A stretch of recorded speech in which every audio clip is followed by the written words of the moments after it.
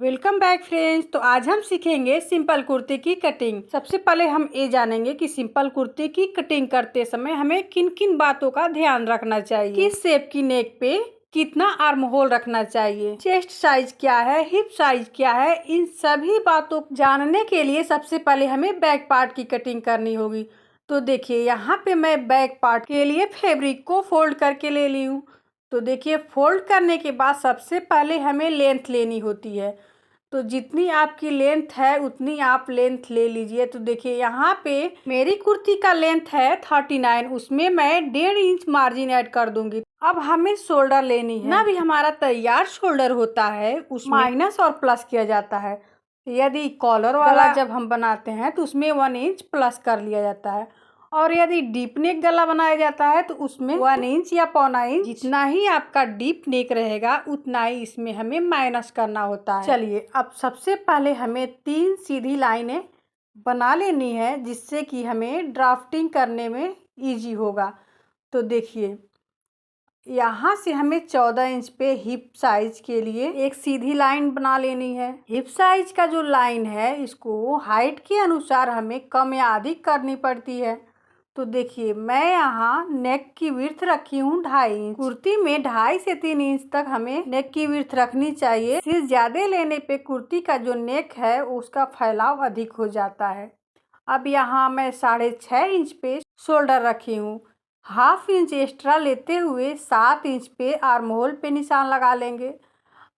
Arm hole के side में हमें 1/2 इंच डाउन कर देना होता है। आर्म होल का शेप देने के लिए हमें 1.5 इंच पे निशान लगानी है और ऐसे हमें शेप दे देना है। अब चेस्ट साइज का निशान लगाएंगे। तो देखिए यहाँ पे 36 चेस्ट साइज के अकॉर्डिंग यहाँ चेस्ट का 4th लेंगे तो यहाँ 9 इंच हो जाएगा। इसमें मैं 2 inch margin and losing add कर ली हूँ।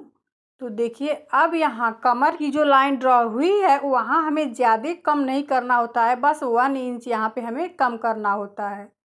तो देखिए वहाँ से हमें ऐसे तिरछी लाइन खींच देनी है और उसके बाद जितनी भी आपकी हिप है उसमें भी लूजिंग ऐड करते हुए आप यहाँ रख मेरी कुर्ती का हिप साइज है 38, तो उसका 4th करके यहाँ पे प्लस लूजिंग ऐड करते हुए मैं यहाँ पे ले ली हूँ। अब आपको बैक नेक की जितनी भी आपको लंबाई रखनी है उतना रख लीजिए और उसको राउंड दे दीजिए, या फिर अपने अनुसार जिस शेप में देना चाहें उस शेप में नेक को बना सकते हैं। तो देखिए अब इसको यहाँ से हमें एक सीधी लाइन खींचते हुए इसकी कटिंग कर लेनी है।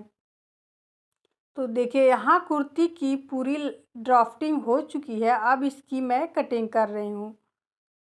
तो यहाँ नेक को मैं छोटा ही रखूँगी अभी, तो ये 6 इंच में नहीं रखने वाली, इससे छोटा मुझे रखना है क्योंकि जो 6 इंच गले की लंबाई है वो सिर्फ फ्रंट में रहेगी, बैक में जो गले की लंबाई है वो छोटा ही रहेगा। तो मैं 4 इंच पे गले को ऐसे करो शेप देकर कटिंग कर लूँगी। तो ये हमारी कुर्ती का बैक पार्ट कटिंग होके रेडी हो गया है। अब चलिए देखते हैं फ्रंट पार्ट की कटिंग। तो देखिए फ्रंट पार्ट को यहाँ पे मैं कुछ इस तरह फोल्ड करके ले ली हूँ। अक्सर हम देखते हैं कि जो एम्ब्रॉयडरी होती है उसमें नेक की जो विड्थ होती है वो सिंपल नेक के अकॉर्डिंग अधिक होती है। तो इसका इस प्रॉब्लम का भी इसमें हमें सलूशन निकालना है। सबसे पहले जो भी कटिंग है उस पर हमें लाइन बना लेनी है। तो इन सभी लाइनों को ड्रॉ कर लेते हैं, उसके बाद हमें सीधी लाइन बनानी है, उसके बाद कटिंग करनी है।